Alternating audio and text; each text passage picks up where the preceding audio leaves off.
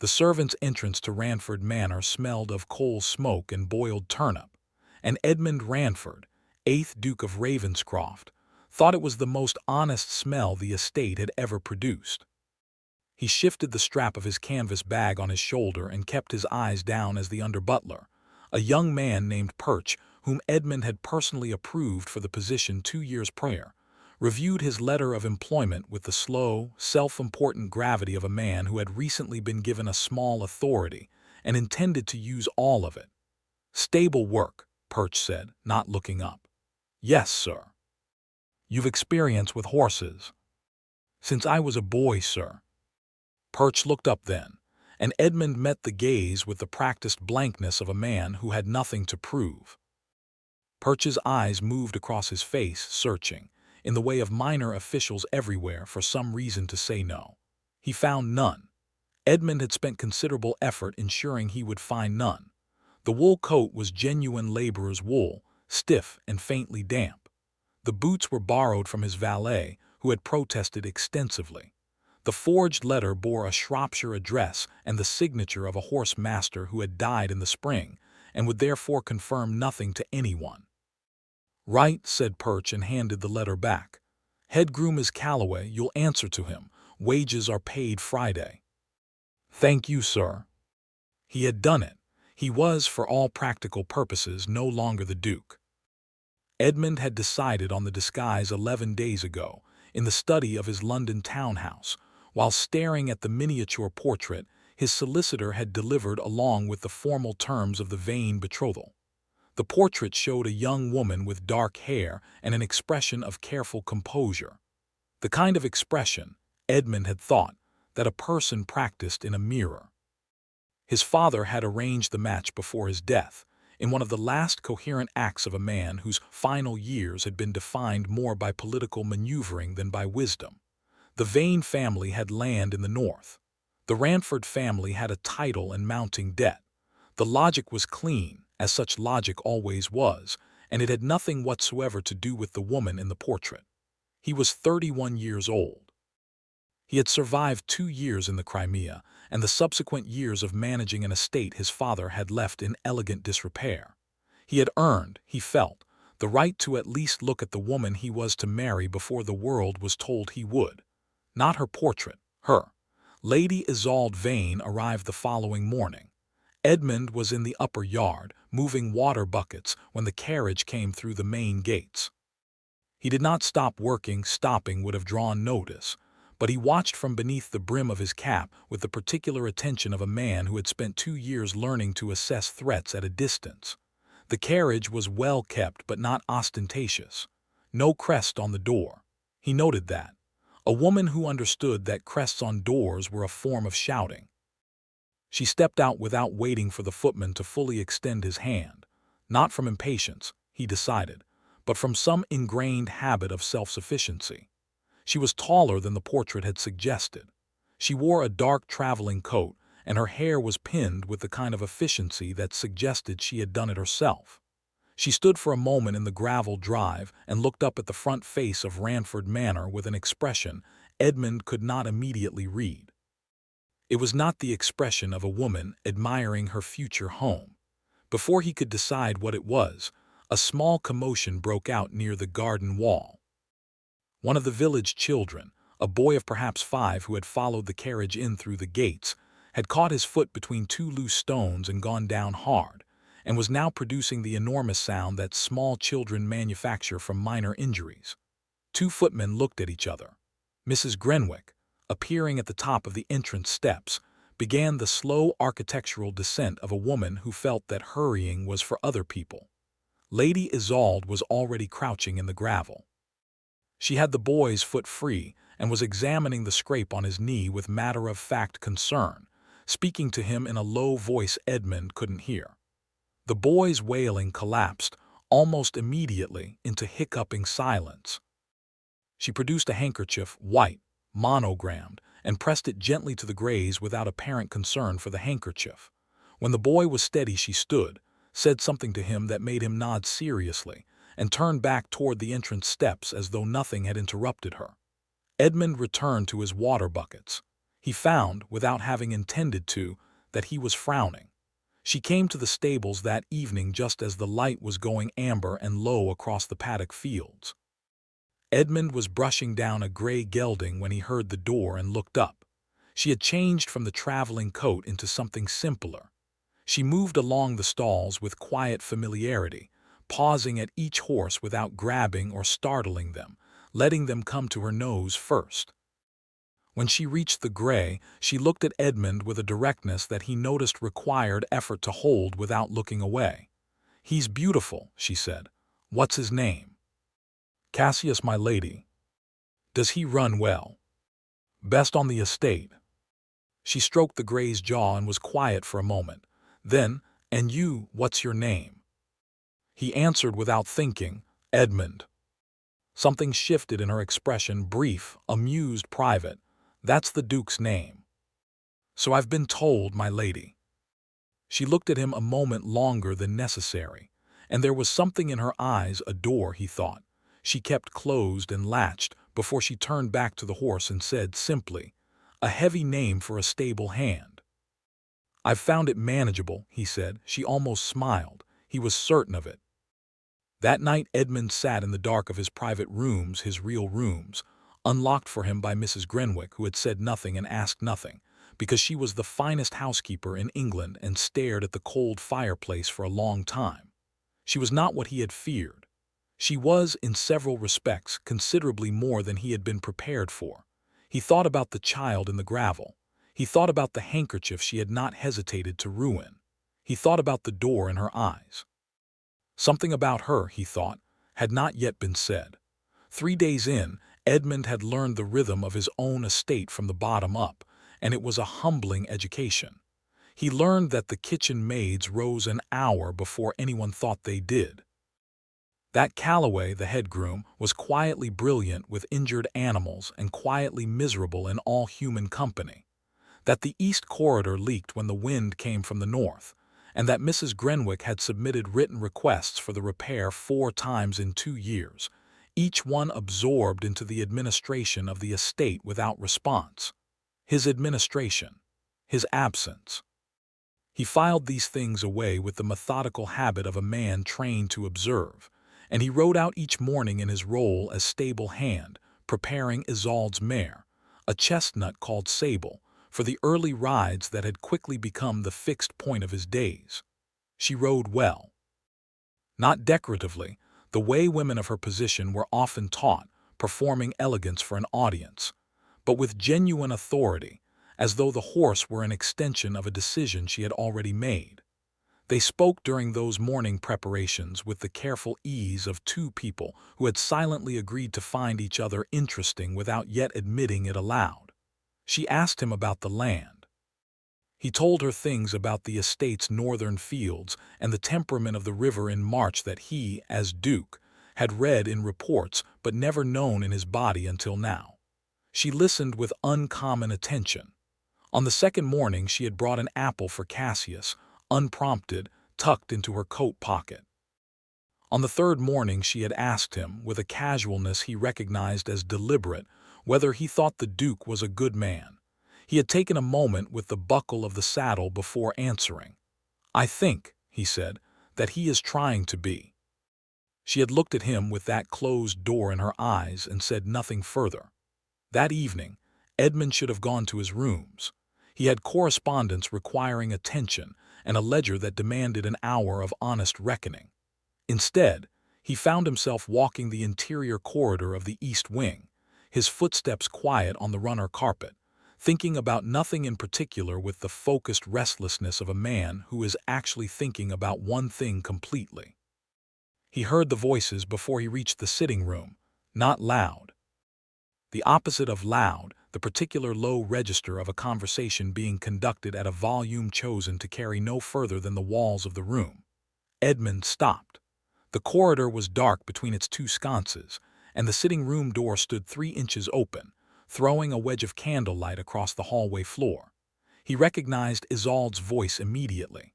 The other voice was male, older, precise in its diction, the voice of a man accustomed to the measured language of legal instruments. Edmund did not move. He told himself in that first moment that he would simply pass by. He told himself this while remaining completely still. The entailment clause is the mechanism, the male voice said. Once you have signing authority as Duchess, the 1841 transfer can be formally contested. The original deed had no independent witness. Ranford's own solicitor served both parties. It would not survive scrutiny. I know what it would not survive, Isolde said. I've read my father's papers more times than you have. A pause, the sound of something set down on a table, a cup, perhaps, or a document case. The timeline, then, the man said. You'll need 6 months post-wedding to establish standing before the... I understand the timeline, Mr. Ferris. Edmund's back was against the wall now, though he had no memory of moving there. He kept his breathing shallow and even the way he had learned in narrower places than this. And the Duke himself? Ferris asked. Any complications? The pause before her answer was long enough that Edmund became aware of his own heartbeat. He hasn't arrived yet, Isolde said. I've met only the staff. The engagement is to be formally confirmed when he returns from London at the week's end. A quiet exhale, not a sigh, something more controlled. Whatever he is, it doesn't change the arithmetic. The marriage gives me standing. Standing gives me the legal instrument. The legal instrument gives me what my father was owed. And if the Duke contests it, then we contest his contest. Her voice was flat and even. The Ranford name carries weight. The Ranford evidence does not. My father kept records, Mr. Ferris. Every letter, every figure, every meeting my father was not invited to. He knew what had been done to him. He simply had no mechanism for remedy. A brief silence. I am the mechanism. Then the words Edmund would carry out of that corridor and into every subsequent hour of his life. The Duke is a means to an end. I feel nothing for the Ranford name but what is owed to my father's memory. Not quickly, quick would have made sound.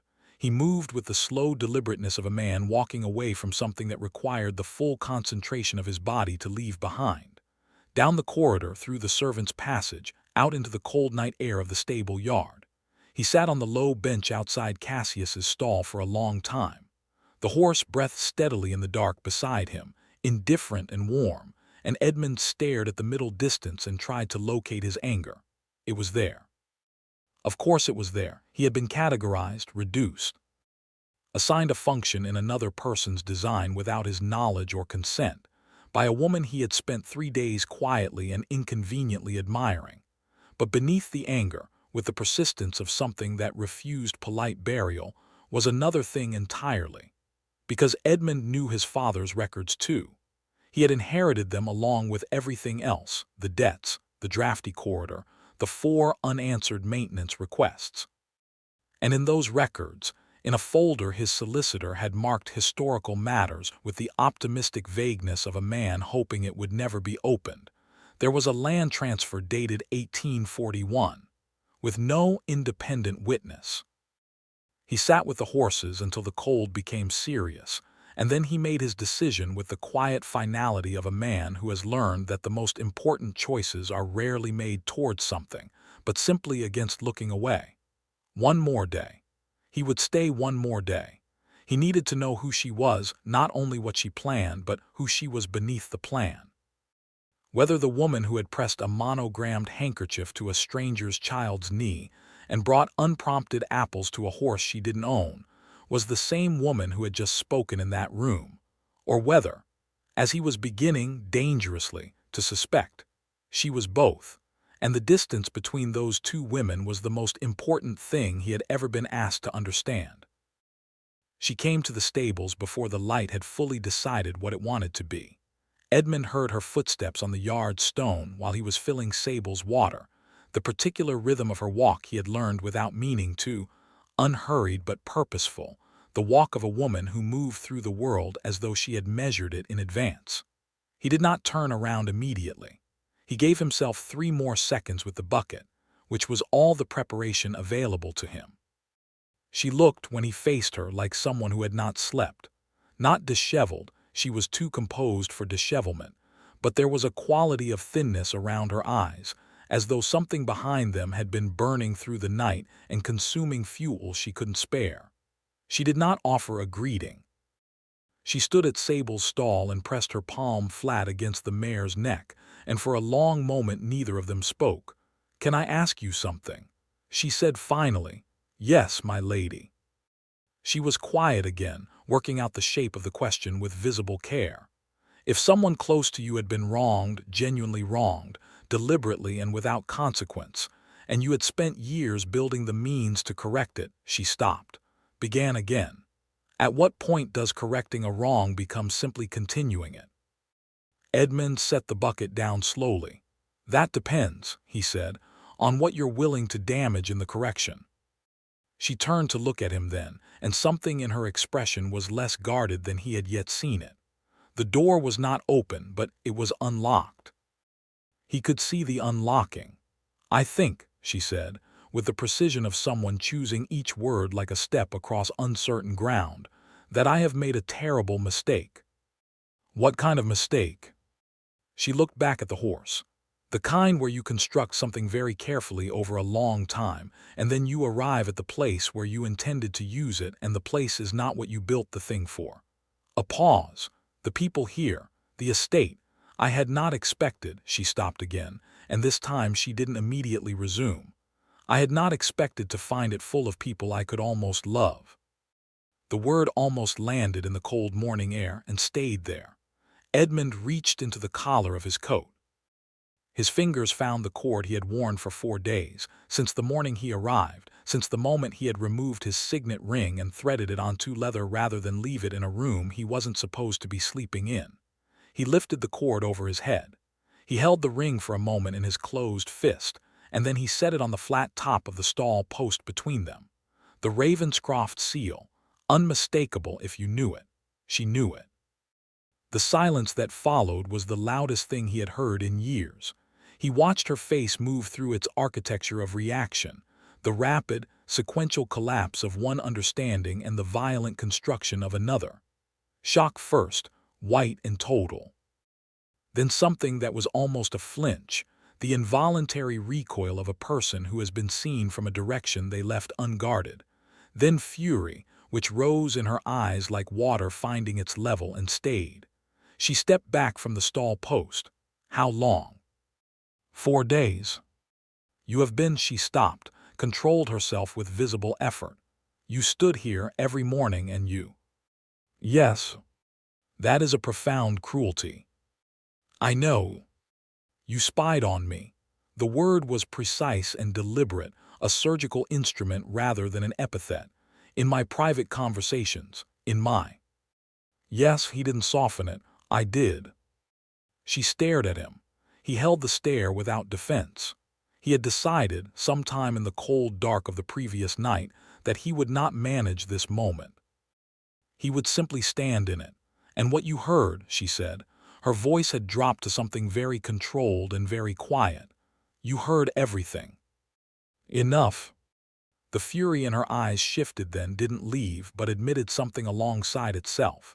A resignation, perhaps, or the particular exhaustion of a long-held secret that has finally been released from the labor of staying hidden.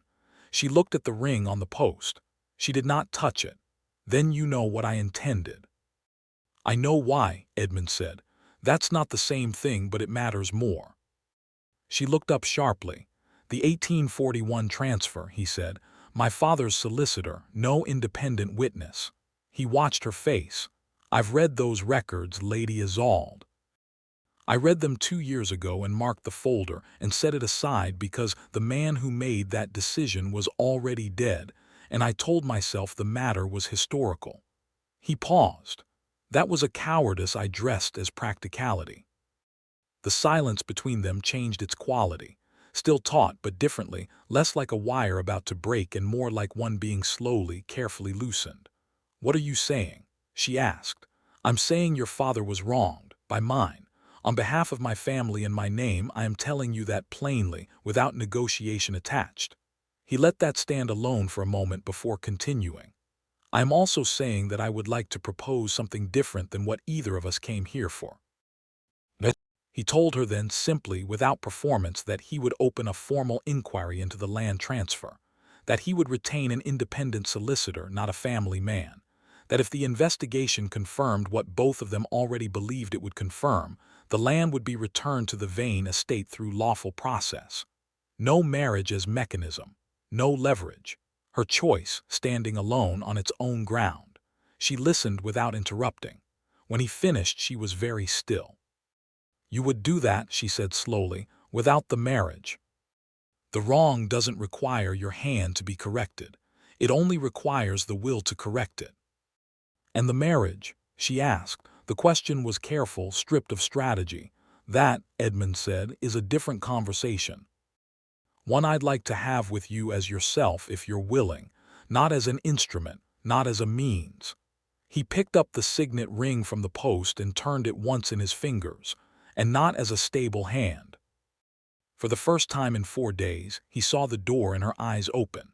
She turned away from him toward the stable entrance, toward the gray light of the morning coming across the paddock fields, the frost still white on the far grass, the estate laying itself out in the early quiet. He did not fill the silence. He had learned in 4 days at the bottom of his own world that some silences were not empty but full, full of a person working out who they intended to be on the other side of a moment. He waited.